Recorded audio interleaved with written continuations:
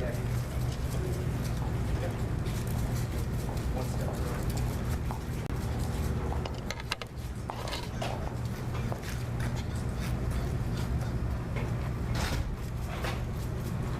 afternoon, everybody. Dorothy and I came down today to meet the WDBJ staff. We wanted to come down and convey on behalf of all the citizens of the Commonwealth of Virginia how sad we all are. Our hearts are broken. Our souls are crushed about this horrible and senseless tragedy. So we wanted to come down and privately meet with the staff. After we just met privately with the Parker family, spoke to both Alan and Barbara. We spent a long time with them. But we just wanted to come down and convey our sympathies today. I have been in touch with the Ward family. I spoke to Tim Gardner yesterday after Vicki has come out of her surgery. We're optimistic about the progress for Vicki, but this is a very, very sad day for the Commonwealth of Virginia, our nation, and the whole globe when you think about this senseless tragedy. Dorothy and I have 5 children. We have a daughter the same age as Allison, and it is so senseless. And I just want to remind everybody that we are going to do everything that we possibly can to keep our community safe. And I do want to thank Jeff and all the folks here at WDBJ. The courage and determination that they showed is truly, truly extraordinary. Everybody can tell us your impressions of the staff, how they're holding up. You know, it's hard. I mean, a lot of the staff crying, rightfully so, and it's a very, very, very sad time. They lost 2 colleagues, but more importantly, they lost 2 friends. We had a conversation with Chris, who's here with us today, and words just can't describe it. And I just want everybody here to understand that we are there for them today, tomorrow, and any time in the future. I said if there's anything, the resources of the Commonwealth of Virginia, we will be there for them. Allison's father had said that he didn't want her life to be lost in vain, and that he wanted to close loopholes in gun laws to prevent people who are mentally unstable from getting guns. He said he talked to you about that. What are your plans? Well, he did, and we just had another long conversation. He's going to do, as he told me, what Allison would have wanted him to do, to fight to make our community safer. He wants to be a very vocal advocate for universal background checks, and this is something I've advocated and talked about every single day. It's one of the main planks why I ran for governor. I've talked about it. I introduced legislation, and he really wants to be involved in those efforts because he said that's what Allison would want.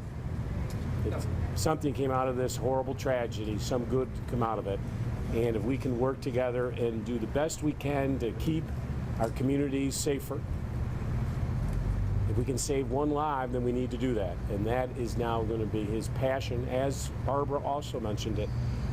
You know, my job as governor is to keep our communities safe. When you dropped off a loved one at school or work, you want to know that you have done everything that you possibly can to keep those communities safe. We lose, on average, 89 individuals a day to gun violence. There are too many guns in America, and there's clearly too many guns in the wrong hands. So we're going to continue to do what we can. What exactly is that, Governor? When you say do what you can, what exactly? Well, I'll introduce legislation as I did this session. I'll introduce legislation again. And on background checks, as I say, I'm a gun owner. I own 3 guns. I hunt. I like to take my boys hunting. I've gone through the process of background checks. You hand your license over. It takes maybe 2 or 3 minutes. 2 or 3 minutes to find out if there's an issue of mental illness, is there an issue of violence, domestic abuse, stalking, some basic issues of individuals who should not own a firearm.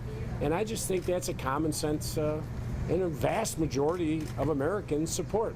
Governor, so here we are already talking about gun control. Tim Gardner, whose wife Vicki survived the attack, he says if this murderer didn't have a gun, he would have had a machete or a knife. So what do you say to Tim Gardner? Even if we do move forward and can get some safe, common sense gun restrictions, you're still not going to stop all the violence. This individual had gone through a background check. So the point is, you're not going to stop all violence. You're not. The point is, are we doing everything that we possibly can to keep our communities as safe as possible? If we could have background checks and one individual next week, next month, or next year is prohibited from buying a firearm and we save a life, then it's worth doing it. So I'm trying to look at this in the broader perspective of what we should be doing. And as I say, this is common sense, and it's the right thing for Virginia. It's the right thing for our nation. We have, as you know, if you go to a gun show, there are big signs in certain booths that say, come buy your gun here, we don't do background checks. Why would you need a sign like that?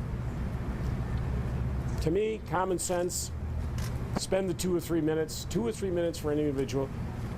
You walk into a bar, you have to hand over your license to be checked. Are you old enough to buy a beer? And yet we don't require that for an individual who could go out and purchase a firearm. So, but you know, my message today and why I'm here today with Dorothy is really one of sympathy to the staff here at WDBJ, their courage, but also to the community here at large. And I would also like to say, finally, I want to thank all the law enforcement personnel who were involved. The Franklin County Sheriffs, the Virginia State Police. Obviously, we've now learned today that this individual had a lot more ammunition and a lot more intent to hurt a lot more people, we believe. And I just want to thank the law enforcement team who were able to stop this individual before one other Virginian was hurt. So I want to thank them. I do want to reach out to the Roanoke community, to the folks at Smith Mountain Lake. Dorothy and I had just come back from Smith Mountain Lake. We had just spent a week there with our 5 children. We'd rented our boats from Roy and Mary at the Bridgewater Marina, so we just wanted to come here today and say, the Commonwealth of Virginia, we're grieving, but I want you to know that we will be there for you in the future. Thank you. Thank you. Follow up on that, can you just say, does it appear that Flanagan, his plan was probably not to commit suicide, that it was to go on with Well, it? as we heard today, there was more ammunition in the car. He had more self-addressed envelopes. So, you know, we clearly can't get into his mind, and we can't find out exactly what he's planning to do, but obviously there were some bad intentions. And I'm just, just thankful our law enforcement did it in a manner that no other individuals were hurt. Thank you.